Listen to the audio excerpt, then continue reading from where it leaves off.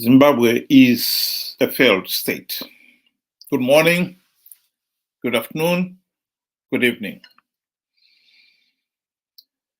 There cannot be any debate on that issue. Zimbabwe is indeed a failed state. Our economy is in total ruins, and millions of our people are living in abject poverty. The ordinary Zimbabwean has been oppressed, denied their fundamental freedoms and basic human rights. The fight for independence was supposed to end the oppression, was supposed to deliver a just Zimbabwe for all Zimbabweans. It didn't happen. After 44 years now of this Zanu PF tyrannical, corrupt, and vote-rigging regime, murderous too, Zimbabwe is in serious trouble. There's no doubt about it. It is not easy, it is not difficult, rather, to see why. We have got a regime that is incredibly arrogant. Somebody once said that as far as Zanu PF is concerned, they really believe they have the divine right to rule the country. They have the divine right to the choosiest fruit in Zimbabwe. And nobody has any right to stop them doing as they please. Here is a video of Mnangagwa stating that very fact in his usual arrogant way. Government, we are the army, we are the air force, we are the police, we are everything you can think of. We determine who can do mining in Zimbabwe. We determine who can construct a railway line in Zimbabwe. We determine who can build a road in Zimbabwe. No other party can do so. I think that's where we have got to start. We really need to redefine who has power to do what. And I think the starting point is that every Zimbabwean has the right to a meaningful say in the governance of the country. That right should never, ever be compromised. Never. But that is the right that has been compromised all along. Zimbabwe has never held free, fair, and credible elections, ever since the country's independence. In 1980, in preparation for the independence,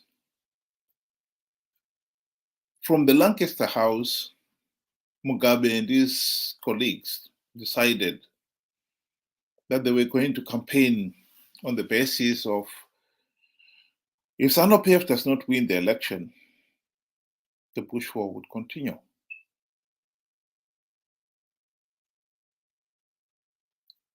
The people of Zimbabwe were tired of the civil war, and they voted to end the Bush War. That cannot be a free, fair, and credible election. Some people argued that it was just a campaigning slogan. They didn't really mean it. But in 1983, when Zanu PF launched the Kukurahundi, nobody could be left in any doubt that Zanu PF meant what it said to run up to the 1980 elections. Because the Gukurahundi massacre was nothing else than a political move to force the only other real political challenge to Zanu PF, i.e. the late Joshua Ngomo's PF Zapo. Gukurahundi was meant to coerce Dr. Ngomo and his colleagues to give up their aspirations as a separate political party.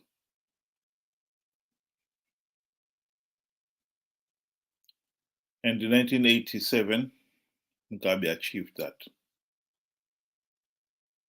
Dr. Ngomo and his colleagues signed the Unity Accord. And that paved the way for Mugabe to impose a de facto one-party state in Zimbabwe. This is what has ruled Zimbabwe up to this day.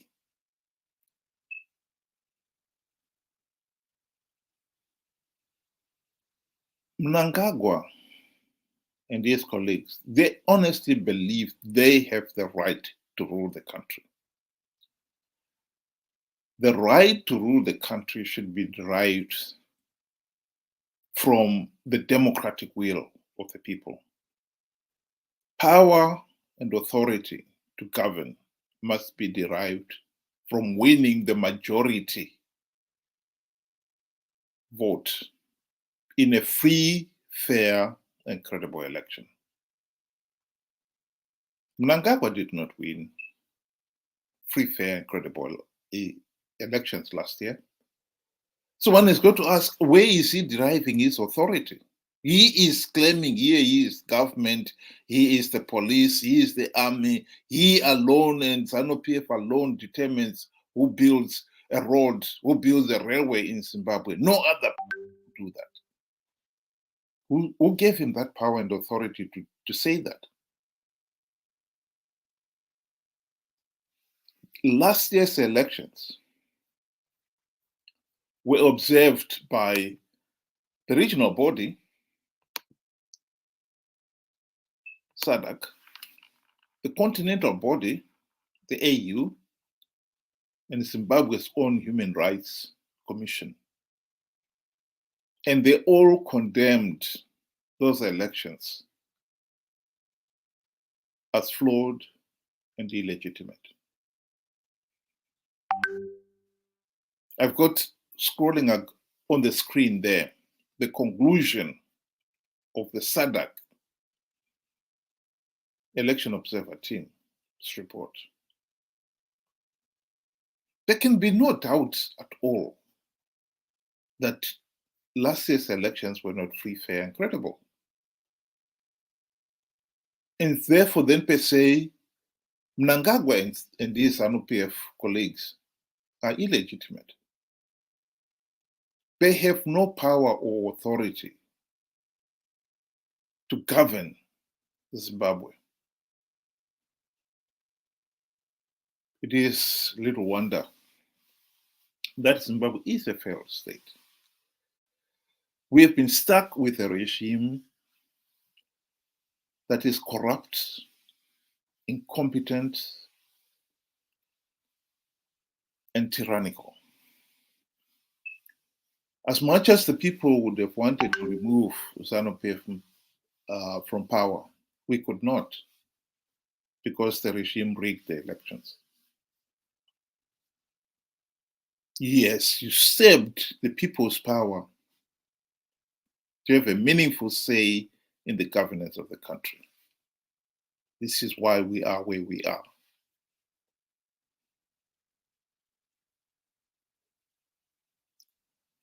We need to implement the democratic reforms. The idea that we can go into 2028 elections without even one token reform implemented is absurd, because we'll be going through what we've seen in 2023 and all the years before that. Zanu PF blatantly rigging the elections. And in this case here, even after SADC had condemned the election, they still managed to get away with it. Zimbabwe cannot afford another rigged election. That is the bottom line. We need a government that is accountable to the people.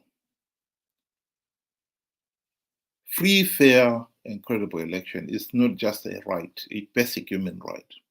It is the very essence of good governance.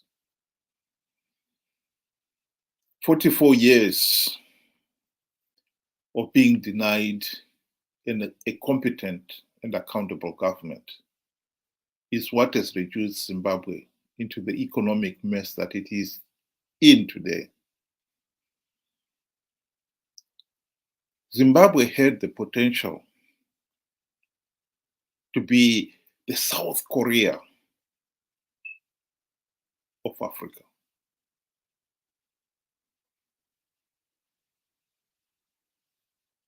Where everybody enjoyed freedom, prosperity, and we were at peace with ourselves. But that did not happen because Zanu PF decided that they had the right to rule the country. And 44 years of Zanu PF misrule has absolutely destroyed that country. This year, the country is facing a very serious drought, and many people will be running out of food. Basic services like education and healthcare have gone. Even in the urban centers, even in the big cities like Harare, the capital city, Bulawayo, Gweru, and so forth, it is very common for people to have no running water, sometimes for months on end. 44 years have reduced those towns into ghettos. Most of the roads are full of potholes. This time last year, the world were watching the Al Jazeera Gold Mafia documentary, in which Mnangagwa was named as #1.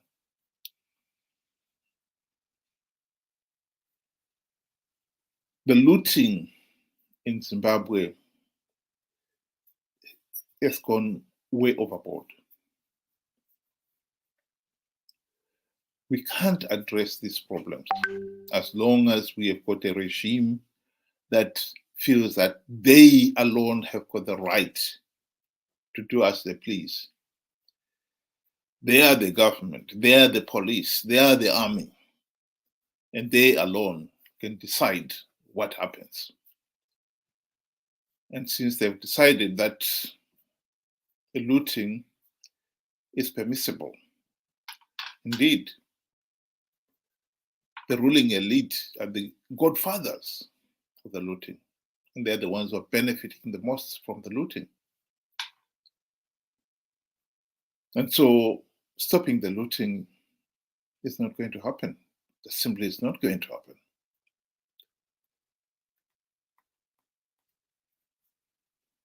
They are not accountable to anybody.